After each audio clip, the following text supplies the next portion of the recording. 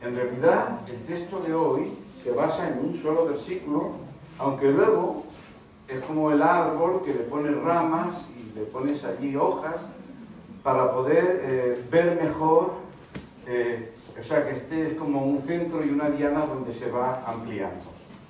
El texto de hoy está en 1 de Samuel, capítulo 7, versículo 12. Y el título sale del mismo texto. Hasta aquí nos ayudó Jehová. Vamos a repetirlo todos juntos. Hasta aquí nos ayudó Jehová. Muy bien. Es un momento, luego iremos viendo un poco el contexto de dónde viene todo esto y cómo Dios nos está hablando literalmente a nosotros hoy, ¿verdad? Dice el texto así: tomó luego Samuel una piedra y la puso entre Mizpa y Sen, ese lugar, y le puso por nombre Ebenezer. O sea, sabed que Ebenezer también es un lugar. En la Biblia salen en muchas ocasiones donde el pueblo de Israel tiene que luchar, y en ese lugar Ebenezer, entre Mizpa y Sen, le puso el nombre de Ebenezer, diciendo: hasta aquí nos ayudó Jehová. Este texto, yo cuando lo escribía, pues pensaba, es como una ventana en el tiempo. A veces yo desde mi casa, o desde una ventana, ¿quién no ha mirado a través de una ventana, no? Pues puede mirar hacia el pasado, hacia la izquierda. Yo veo allí el puerto de Barcelona, el aeropuerto también, o de frente, que me hablaría de mi hoy, de mi presente, o puedo mirar hacia mi derecha, de forma simbólica, donde me hablaría de lo que tengo por delante todavía, que sería de mi futuro, ¿verdad? Entonces, este texto, hasta aquí, es una ventana en varios sentidos. En primer lugar, en el texto bíblico, este hasta aquí está hablando de un lugar concreto. Sí, 7:12. Primera de Samuel 7:12. En primer lugar está hablando... Muy bien, ahí está. 7:12. En primer lugar está hablando de aquí. Aquí es un lugar concreto. Aquí es esa piedra. Es una piedra que es roca de salvación y que dice: hasta aquí nos ayudó Jehová.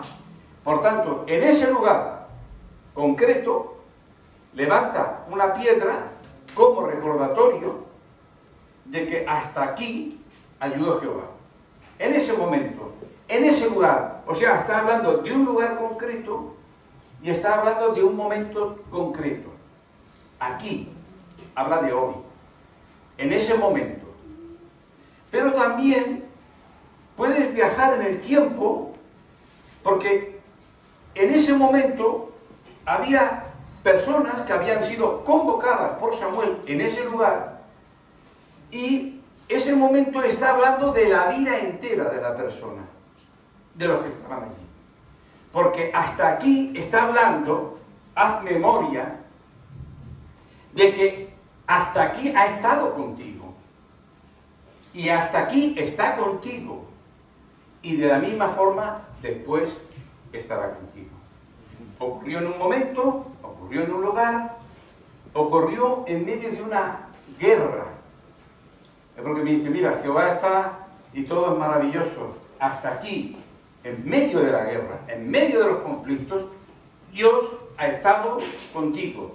Y eso, y a mí no me gusta coger un texto y hacerle que diga lo que yo quiero. Pero sí que tengo que tomar un texto, aunque sea del Antiguo Testamento, para decir: hoy, aquí, día 27 de diciembre de 2020, que hasta aquí. Y el Señor quiere que tú apliques este texto. No estoy transgrediendo la palabra, porque la misma palabra nos enseña que Dios sigue siendo el mismo. El problema de la guerra y el problema de los problemas que tenían es por unas circunstancias. Entonces, Dios quiere que sepas que en este lugar, aquí siempre es donde Dios te ha convocado. Tú has venido a este lugar, a esta calle, a este número 91, a esta hora, en este día, porque has sido convocado a la presencia de Dios. Y Dios puede decir, hoy me está hablando, porque la misma palabra dice, toda la Escritura no quedó hecha para un momento, pero esa Escritura tiene una enseñanza y tiene una aplicación a nuestra vida. Y entonces es importante. Estamos en el último domingo de este año. El próximo domingo será el primero del año siguiente, por el cual calendario nos regimos nosotros, ¿verdad? Pero verdaderamente podemos ver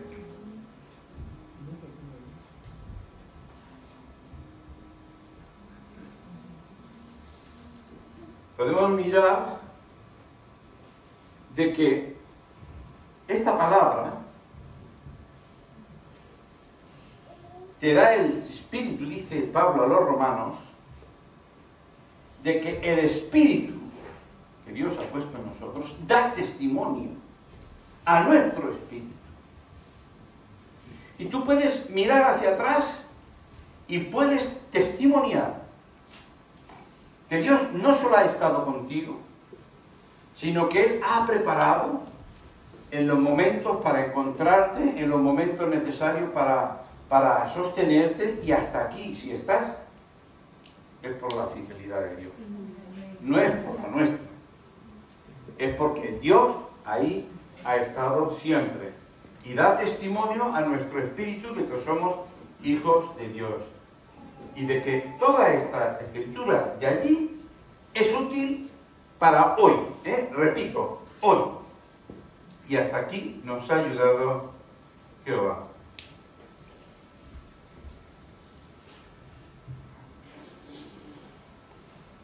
En medio de sus derrotas y de sus victorias. El enemigo, allí se desató una batalla con un enemigo muy fiero.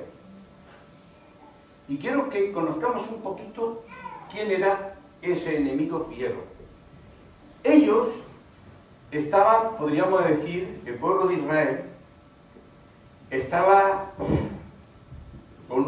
alejado, con una fe por los suelos y con un temor al enemigo que ni siquiera le plantaban cara. Le tenían tanto miedo a este enemigo feroz que ahí, cuando se enteraron que venía en guerra contra ellos, claman a Samuel para que ore, porque tenían miedo. Pero Dios cambió esta situación. Entonces, vamos a ir un poquito atrás.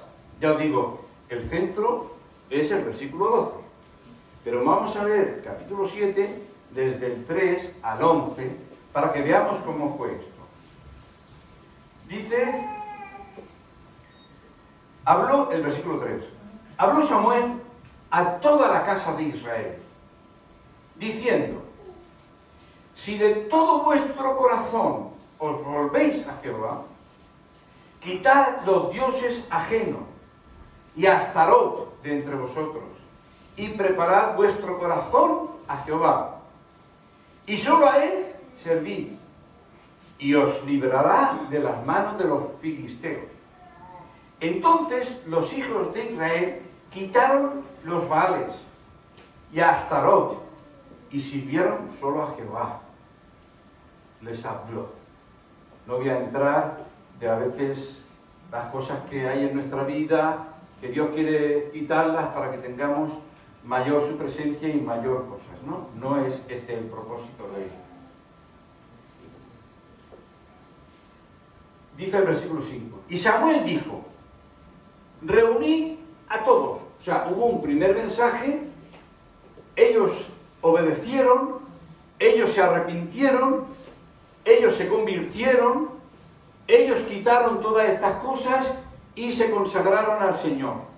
Después de esto, entonces, Samuel, versículo 5, y Samuel dijo: reunid a todo Israel en Mizpa, y yo oraré por vosotros a Jehová.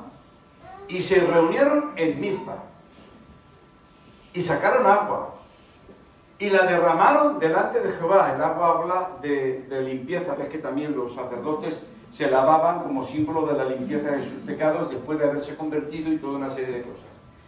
Y sacaron agua, y la derramaron delante de Jehová, y ayunaron aquel día, y dijeron allí: contra Jehová hemos pecado. Y juzgó Samuel a los hijos de Israel en Mizpa. Subieron los príncipes de los filisteos contra Israel. Los filisteos sabían que el pueblo se estaba consagrando de nuevo, limpiando de sus dioses paganos. Sabía que estaba consagrando su vida a Dios. Por tanto, esto también te está hablando a ti. Siempre tenemos mucho más por delante.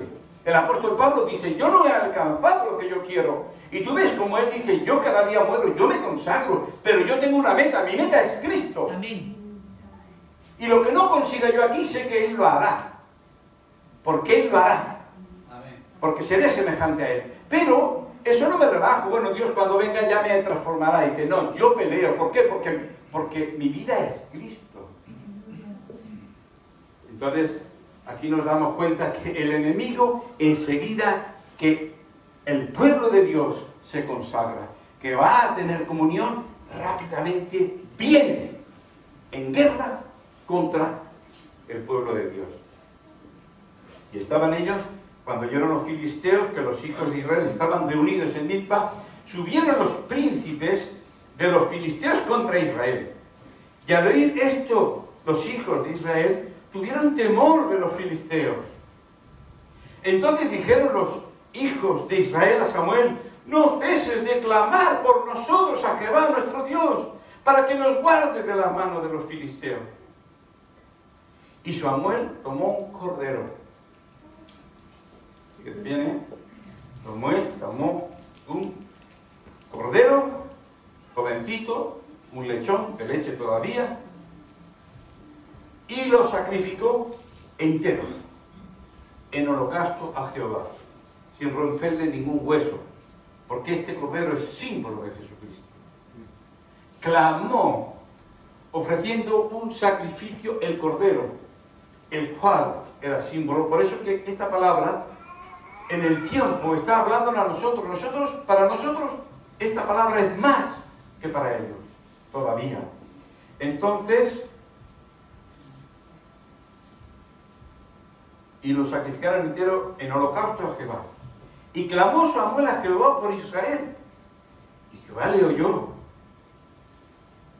Y aconteció, pero fíjate bien, el pueblo, todos los pasos, cómo verdaderamente se reconcilia con Dios.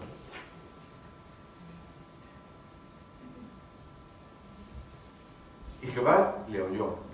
Y aconteció que mientras Samuel sacrificaba el holocausto, los filisteos llegaron para pelear con los hijos de Israel. Pero Jehová, ¿cómo iban? Yo no voy a una... Aquí tú no vienes, no sé. Yo creo que a lo mejor en Colombia y en otros sitios los cristianos van a la iglesia con pistolas. No lo creo tampoco. Pero ellos no llevarían ni para defenderse. Algún colombiano se está riendo por aquí.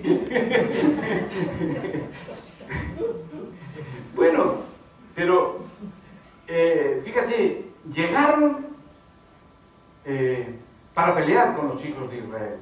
Siempre va a llegar el enemigo. Hasta aquí Jehová te ha ayudado. No ha sido fácil. Has tenido problemas. Pero ahora está contigo. Y sonó, mas Jehová tronó aquel día con gran estruendo sobre los filisteos y los atemorizó. Y los atemorizó a ellos. Y fueron vencidos delante de Israel. Y salieron los de Israel de Mizpa, siguiendo a los filisteos, hiriéndolos hasta abajo de Betcar. Pero ¿Por qué le tenían tanto miedo? Vamos todavía más atrás. Vamos a 1 Samuel, capítulo 4, y vamos a leer del 1 hasta el 9. Porque el miedo, hermano, y nosotros los creyentes, Jesús tuvo una de las palabras que tuvo que decir muchas veces en medio de la tormenta, en medio de... No temáis, no temáis, no temáis. El miedo está ahí. Ves que muchas veces te puede calar el miedo. El miedo llega a un Pedro que está en el patio, al que le había dicho a Jesús, no, no, yo iré contigo, pero empieza a meterse en el miedo. Tú, yo te conozco, tú eres aquí. Y empezó a meterse y entonces hizo cosas que no debía. Entonces, verdaderamente... Bien, dice 1 Samuel 4 del 1. Vamos a decir del 1 un poco avanzado. Por aquel tiempo, o sea, esto viene de antes, ¿de dónde le viene? ¿Quiénes eran estos filisteos? Por aquel tiempo salió Israel a encontrar batalla a los filisteos y acampó junto a Ebenezer, y los filisteos acamparon en Afec. Y los filisteos presentaron batalla a Israel. Y trabándose en combate, Israel fue vencido delante de los filisteos, los cuales hirieron en batalla el campamento como a 4.000 hombres. Y cuando volvió el pueblo al campamento de ellos, los ancianos de Israel dijeron, ¿por qué nos ha herido hoy Jehová delante de los filisteos? Es curioso. No dicen por nuestra causa o por qué causa. Porque no es que Dios se alejara, porque en el texto de hoy te dice, mira bien que yo siempre he estado contigo. Pero tú te alejaste. ¿Ves cómo estaban ellos con todos sus dioses, con todo su pecado? Y el pecado era mucho más grave, ¿verdad? Porque el pecado que estaban viviendo era muy grande. Entonces Israel entró con 4.000. Cuando volvió el pueblo al campamento, los ancianos de Israel dijeron, ¿por qué nos ha herido hoy Jehová delante de los filisteos? Entonces, dice, traigamos nosotros de Silo el arca del pacto.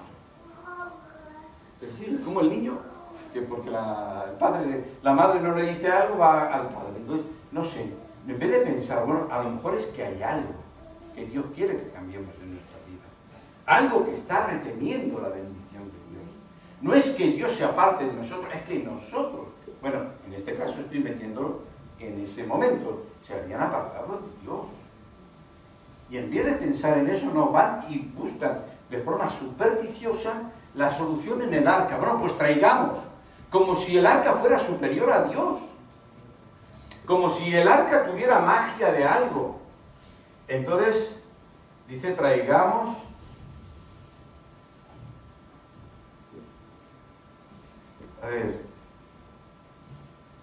trajeron el arca del pacto de Jehová de los ejércitos, que moraba entre los querubines. O sea, la sacaron de allí, y los hijos de Elí, el sumo sacerdote, llamados Omni y Fines, estaban allí con el arca del pacto de Dios.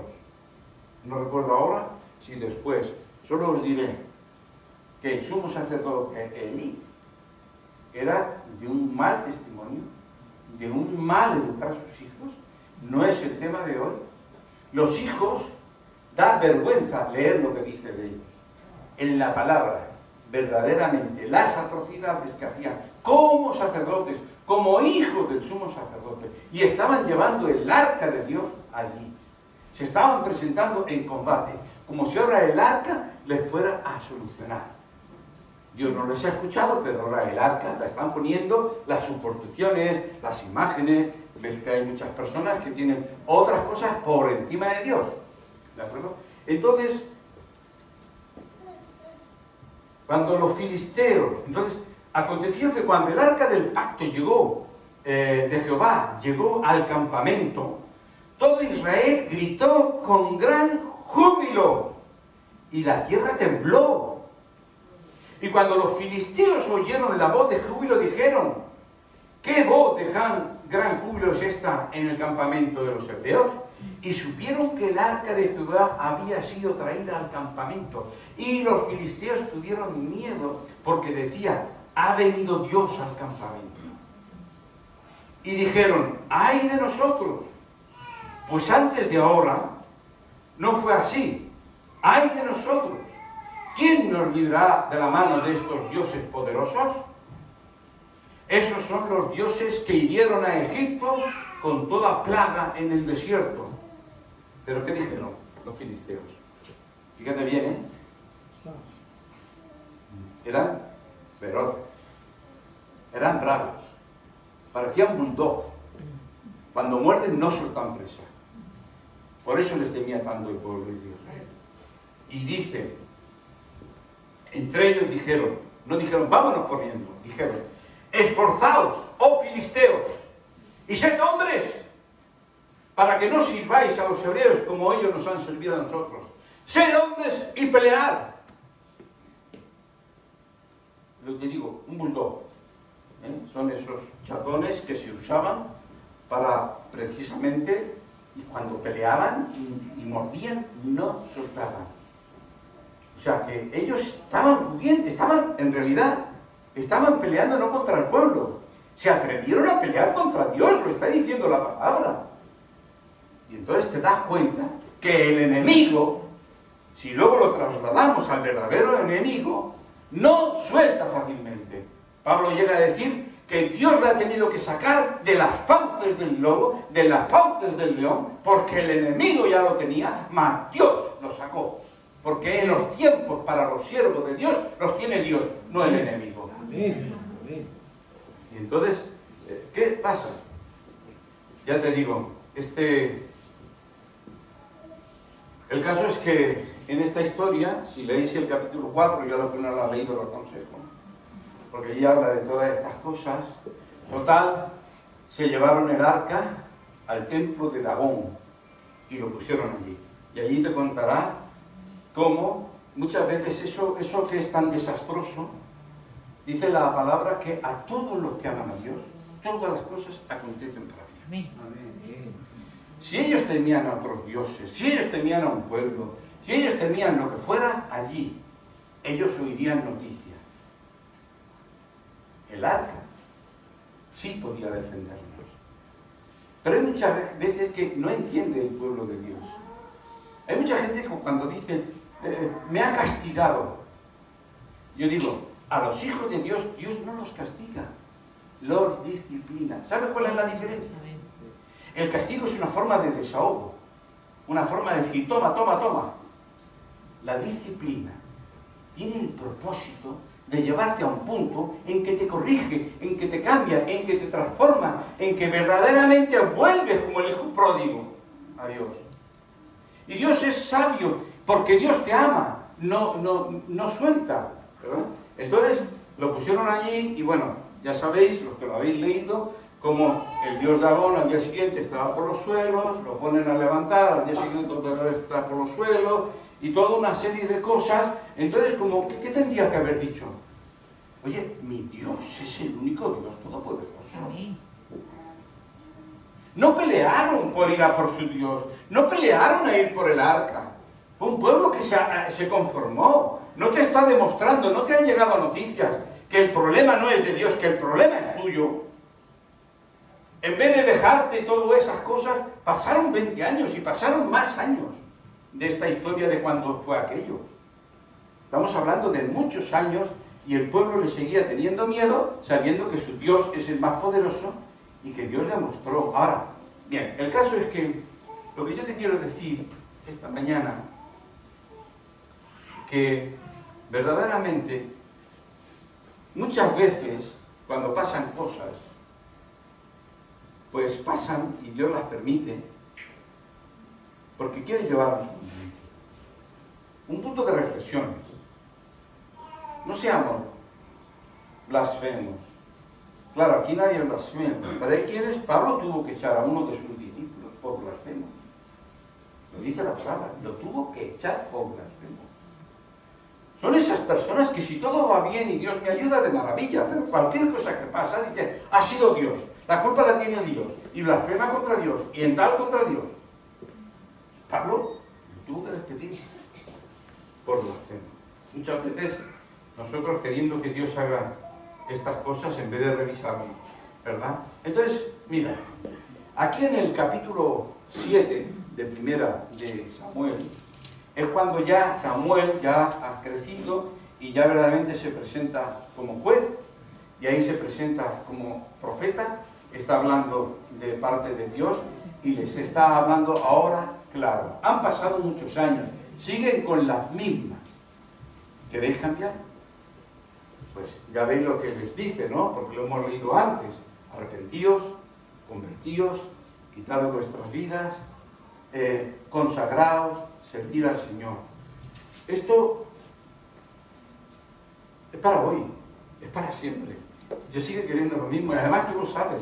No hace falta que yo te lo diga, porque la misma palabra tú sientes y da testimonio que Dios te está hablando, ¿verdad? Y luego los reunió en Mizpa. Nosotros lo mismo. Dice, estamos en el versículo, o sea, capítulo 7, hemos vuelto de nuevo allí, en el versículo 9 dice, Samuel tomó un cordero de leche y lo sacrificó entero en holocausto a Jehová y clamó a Samuel a Jehová por Israel. Y Jehová le oyó. Jehová le oyó. ¿Cuándo? Sacrificó el cordero. El apóstol Pablo, al día de hoy, actualizando, si aquello era un cordero que era símbolo de Cristo, y que todas las promesas son sencillamente en Cristo Jesús. Tienes que creerlas. Todo eso podría haber habido antes. Todo eso podría haberse solucionado antes. Porque lo del cordero no es que se inventara entonces. Sin embargo, hubo un hombre de Dios que le habló claro, que les dijo esto es lo que hay, repasa, pusieron su vida en orden y entonces pudieron orar y Dios los libertó. Y el mismo apóstol Pablo, si aquello pasó en medio de una guerra de fieras, el mismo apóstol Pablo no tiene miedo.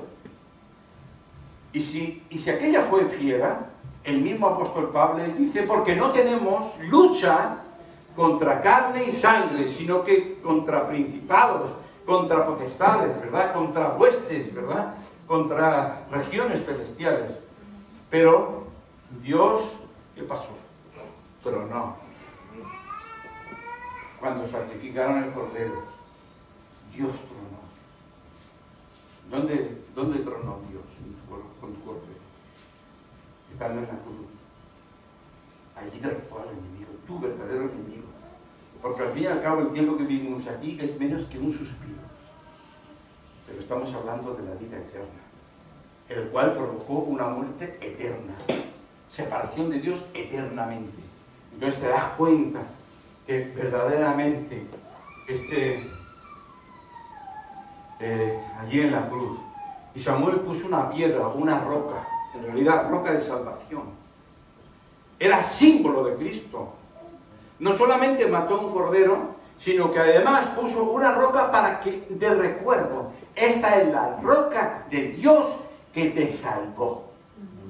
Gracias al sacrificio, un recuerdo para que no te olvides. Cuando tú estés pasando por una situación, solo tienes que mirar a la cruz. Como luego dice en Hebreos, poner los ojos en Jesús. Para que verdaderamente Él es el autor de nuestra fe. Él es el que va a cambiarlo todo. No seáis miedosos. Por muy fiero que sean los filisteos, más fiero es Satanás. Le llama a Jesús el hombre fuerte, pero ha venido uno que es más fuerte. Es Dios. No es siquiera hombre. Es Dios. Se hizo hombre 100%, pero sigue siendo Dios. El cual con su palabra puede destruir a todos los enemigos. Por eso que es importante, el Espíritu dice que nos recuerda quiénes somos. El Espíritu da testimonio de que somos hijos de Dios. Si aquella palabra fue, hoy en Cristo es más. En otro sitio hablando, cuando se dieron la ley y se dieron todas estas cosas, Dios lo hizo a través de ángeles siervos suyos. Dice, pero cuando llegó la hora, Cristo vino en persona. No está hablando de ángeles como siervos, sino que Dios mismo dejó su trono y vino. Él. ¿Verdad? Entonces, esa piedra, cuando preguntaron, porque ya os he dicho que hasta aquí implica, habla de la vida entera, de todos los que estaban allí, de tu vida. No habla de lo de antes ni de lo de después, habla de tu vida. Hasta aquí, recuerda cuando empezó tu vida, tu casa, todos tus problemas, pero verás que Dios, con eso y todo, ha estado contigo. Que ahora ha estado contigo y que seguirá estando contigo, ¿verdad? Por eso es que esa piedra, cuando los discípulos, en este caso Pedro, en medio de un ambiente, porque no todos los ambientes con Jesús, no sé, llegan a Nazaret, se sientan en el banco, vienen con el maestro, el hacedor de milagros, el resucitador de muertos, lo invitan como alguien importante, lo sacan, hablan, y de repente quieren apedrearlo, quieren tirarlo por el precipicio, por aquellos valles, quieren tirarlo por aquellos barrancos, aquellos que estaban así como diciendo, somos los discípulos, y yo creo que empezaron a encogerse. Pasaron de un momento a otro, y ahora en un momento le dice Pedro, Señor, nosotros lo hemos dejado todo por ti, ¿qué recibiremos a cambio? Está hablando de un pasado, está hablando de un presente y está hablando de un futuro. Y Jesús le habla. Precisamente dice, ahora en este tiempo, luego os explico por qué. Porque la vida de los que estaban allí está hablando de la vida terrenal de este momento. Pero es que la piedra, que es Cristo, está aquí. Y diré, ¿cómo que está aquí? Allí fue Ebenezer, hoy está aquí. Pero te voy a decir más todavía. Dios la ha puesto dentro de ti. Gracias, Señor. Él ha puesto su espíritu. Si aquella piedra te estaba recordando, esa piedra que está dentro de ti te está recordando. Te está recordando, te está ayudando y te llevará hasta el final, porque Jesús dijo, yo estaré con vosotros todos los días hasta el fin del mundo. Y como dice la película de Toy Story, y más allá, ¿no? Más allá, wow. El astronauta que... y más allá. Entonces, pero fíjate, dice Jesús, quien reciba y me reciba, recibirá 100 veces más ahora en este tiempo, hace diferencia, en este tiempo, en esta vida, que recibe casas, hermanos, hermanas, padres, hijos y tierra, junto con persecuciones. Mira, bueno, nosotros no estamos viviendo esas persecuciones, ¿no? ¿Es que acaso no te vienen pruebas? ¿De dónde te vienen las pruebas? ¿De dónde el enemigo está levantando sin tú darse cuenta? Tanta oposición, tantas circunstancias, tanto en el trabajo. Eso son persecuciones también. ¿Por qué? Porque el enemigo no deja de perseguir. ¿Acaso Jesús te ha engañado de lo que recibiríamos? ¿Tienes más hermanos o no? ¿Tienes una familia especial o no? Sobre todo, me acuerdo Carmen, ya nos conocemos, bueno, éramos 4 cuando nosotros hicimos responsables era un punto de misión de la iglesia madre, y entonces ella era una y nos conocemos. ¿Cuántas veces ha venido? Hasta con palpitaciones, su familia, sus hijos, y ella no podía hablar con los hijos. Ella venía corriendo a su familia espiritual. La abrazábamos, orábamos por ella y se iba con un peso, ¿verdad? Hermanos, hermanas, familia, casas. ¿Cómo estamos, verdad? ¿Y quién nos va a entender? Si tienes familia en la carne, hay cosas con las que tú no puedes hablar con ellos. Sí les hablarás de Cristo, pero si no aceptan a Cristo y no tienen experiencia con Él, no te van a entender, ¿verdad? Sin embargo, tú vienes aquí y dices, hermano, tengo este problema, quiero que oréis por mí. Y ves que la iglesia se vuelca. La iglesia se vuelca como Samuel, en el nombre de Jesús, por el Cordero, por su sangre, y nos volcamos todos, porque somos una familia, ¿verdad? Nunca te engañó Jesús. No te dijo todo será maravilloso. Te dejó claro. Pero Jesús dijo otra cosa. Y en el siglo venidero, la vida eterna. Esta mañana estaba leyendo acerca del calendario judío, ya lo sabía. El calendario judío tiene una paradoja. En un año empieza el año 2 veces. Aquí empieza el año el 1 de enero, ¿vale? Pero en el calendario judío, el año empieza 2 veces. Y muchos dicen como que es una ironía o no lo comprenden. Hasta a veces he leído y digo, el mismo dice y no lo entiende. Pero no te das cuenta de que tu vida no acaba aquí. En el calendario judío empieza 2 veces, 2 vidas distintas. Empieza en el calendario, empieza en la primavera. Para mí es símbolo de cuando nosotros nacemos en este mundo. Está el verdor, está todo eso, ¿no? Pero luego, en el otoño, cuando las hojas se caen, cuando tu vida está a punto simbólicamente ya de escaparse o de morir, entonces viene a los 6 meses lo que en el calendario judío verás que en vez de en la primavera, que como dice la Biblia, también empieza en septiembre, en el otoño. Pero además, el calendario ese de cuando ya se está acabando una cosa, es la fiesta de la cosecha. También la llaman la fiesta de las trompetas. En esta vida, pero en la otra, dice Pablo, cuando suene la trompeta, ¿de dónde crees que saca eso? Porque él sabe que en la palabra de Dios le está hablando en esta vida, pero en la otra viene lo mejor. Y luego habla precisamente de la otra vida. Entonces, precisamente, Él no nos miente, te dice la verdad ahora, pero también, si Él no te ha mentido en lo malo de nuestra vida, tampoco te miente en lo otro. Sabes que todo eso es verdad. Por eso es que esta nueva vida, que lo dice precisamente en 1 Corintios, capítulo 15, 52, dice, en un momento y en un abrir y cerrar de ojos, en la fiesta de la trompeta. La fiesta de la trompeta la celebran aquí en la tierra, pero sabes que hay una fiesta de la trompeta que empezará, que allí en el cielo ya empieza, que se revuelve, y Él viene, y entonces la fiesta de la trompeta, esa fiesta que es de vida eterna, los muertos resucitarán incorruptibles y nosotros seremos transformados.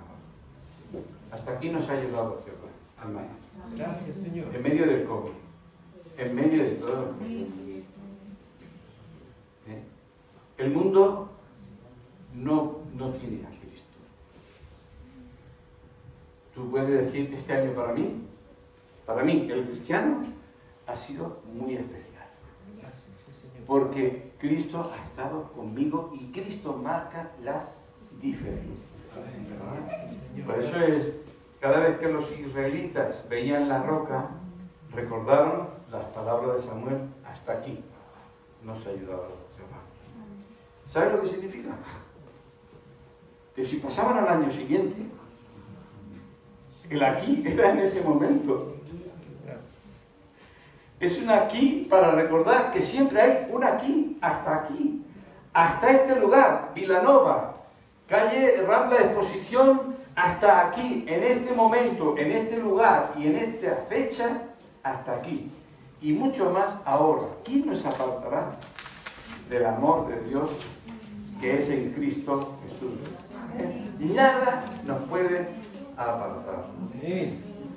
Por eso es que, dice Hebreos, teniendo alrededor nuestro esta nube tan grande de testigos, despojémonos. Fíjate que esto es lo que le dijo Samuel. Despojémonos de todo peso y del pecado que nos asedia y corramos con paciencia. Con paciencia. ¿Por qué paciencia? No es una carrera lisa de maratón que dura no 40 kilómetros, que puede durar, yo que sé, 80 años, yo que sé. Pero es una carrera de obstáculos. Y los obstáculos, mira lo que yo te digo, en una carrera de obstáculos, porque es corta la distancia. Pero si eso se alarga, los primeros problemas, ¡guau! Y te sobra esto, así pasas, ¿no? Pero ya llega un momento en que puedes estar cansado. En el que ya, aunque quieras, ves que la punta del pie tiene la valla, que ya te cuesta. Por eso es una de las palabras del apóstol Pablo en sus oraciones es fortalécelo. Fortalece. No es cuestión de esa bebida tónica, no es cuestión, porque hablamos de algo que es interno, que es espiritual. Amén. Hermano, sabes que Dios está ahí para fortalecerte. Y si tú no puedes pelear porque estás en un momento crítico, tú puedes orar. Señor, Padre del cielo, Dios, ten cuidado.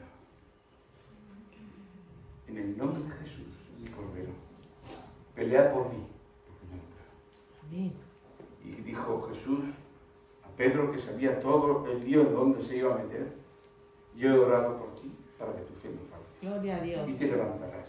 Señor. Y predicarás, y ayudarás, y seguirás. Amén. Porque esa palabra y ese Cristo nos está enseñando que aunque tú le seas infiel o le falles, Él va a permanecer fiel. No quiero que mires al enemigo, mira al que está contigo, el que derrumbó a este Dios y al otro Dios, al que derrumbó al enemigo allí en la cruz, a Satanás, que es más fiera que todos esos. Entonces, termina el año reconociéndolo, dándole gracias. Amén. Y orando. Podemos orar. Vemos que hay hermanas que a veces han venido y son creyentes, pero se han llenado de temor, como el pueblo de Israel.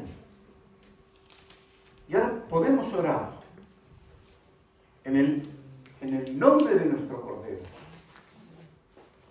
No solamente quites el temor. ¿Por qué se le fue el temor? Porque Dios actuó contra el enemigo. Porque tuvieron experiencias que le cambiaron. ¿Por qué temes? Yo estoy contigo, yo soy el Todopoderoso. Y que Dios traiga experiencias. Tómalo ya como oración. Padre bueno, en el nombre de Jesús, tu Cordero, nos hemos arrepentido, lo hemos aceptado, nos hemos convertido. Ahora te pido, Dios, que estés librando de temor, que traigas experiencias contra el enemigo ese feroz, para que tu hijo y tu hija, a los que se le ha metido el temor, se envalentonen, porque tú estás con ellos. Y lo mismo con cualquier otra cosa, piensa en tu vida. Porque hasta aquí significa que antes de aquí puedes estar pasando por una serie de situaciones, familiares, la que sea. No importa. En el nombre de Jesús, en el nombre de nuestro Cordero que nos ha dado el Señor, ese enemigo, que Él pelee, ya no es que solo te fortalezca, sino que te fortalezca a través de la demostración, porque el Espíritu da testimonio a nuestro espíritu de que somos hijos de Dios. Muchas veces te lo dirá y estarás tranquilo. Muchas veces tendrás que pasar, pero Él estará contigo.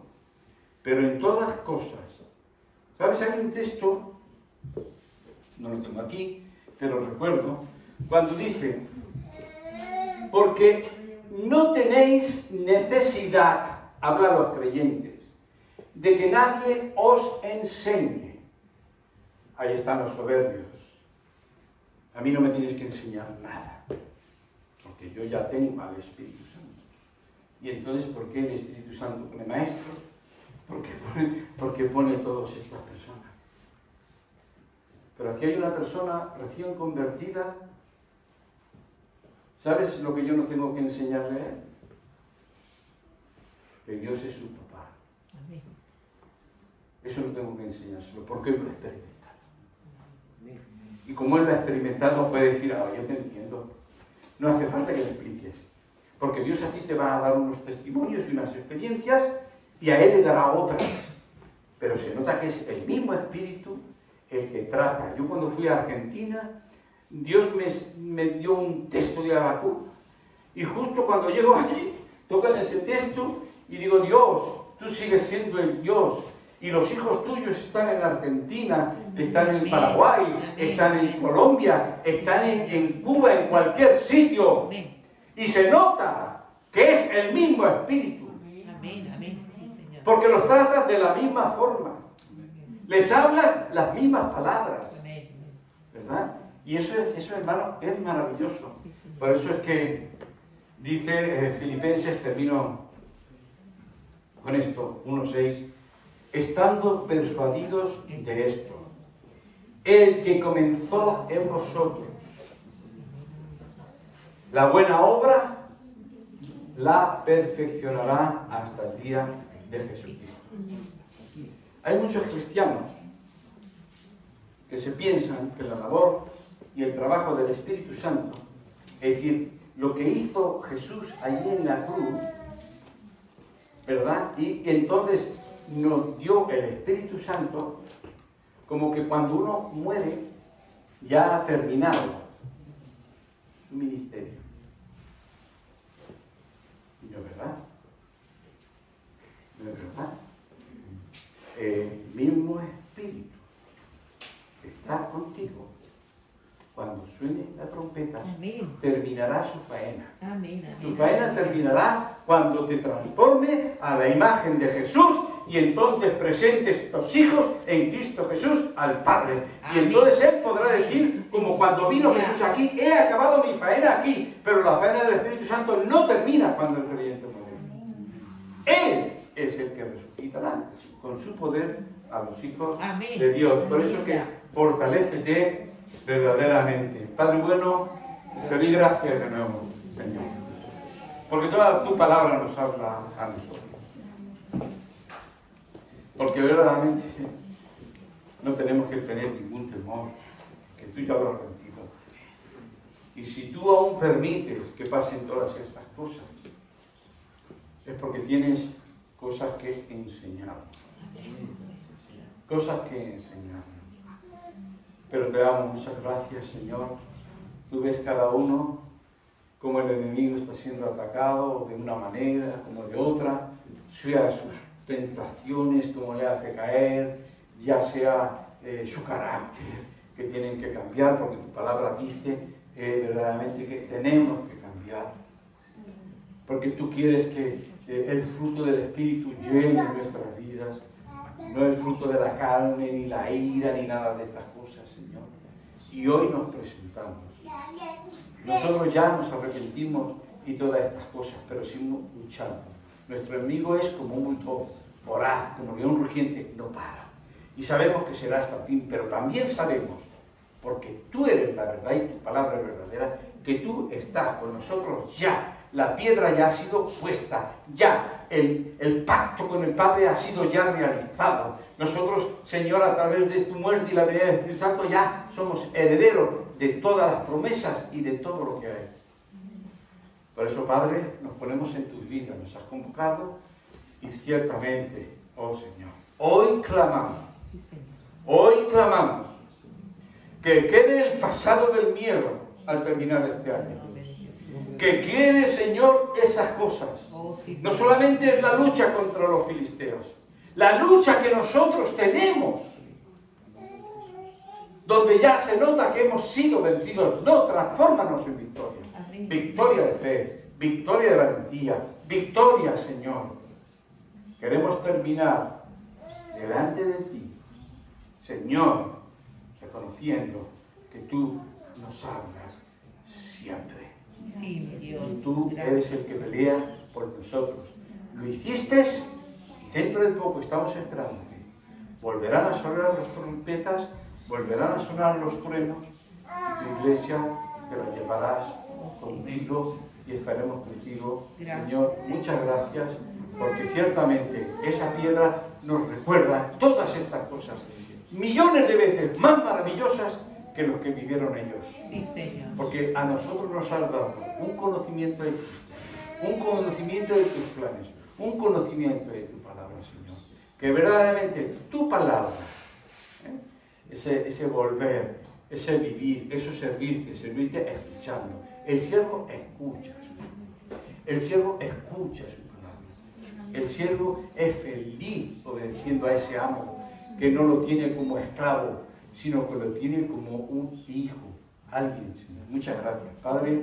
Por eso es que este último domingo, en medio del 2020, en medio de los problemas, es un domingo bendecido por Dios para sus hijos, porque todos los que aman a Dios, todas las cosas lo adoran para bien conforme a su plan. Gracias, Padre, en el nombre precioso de Cristo Jesús, Hijo amado, nuestro Señor, nuestro Salvador. Amén, amén y amén.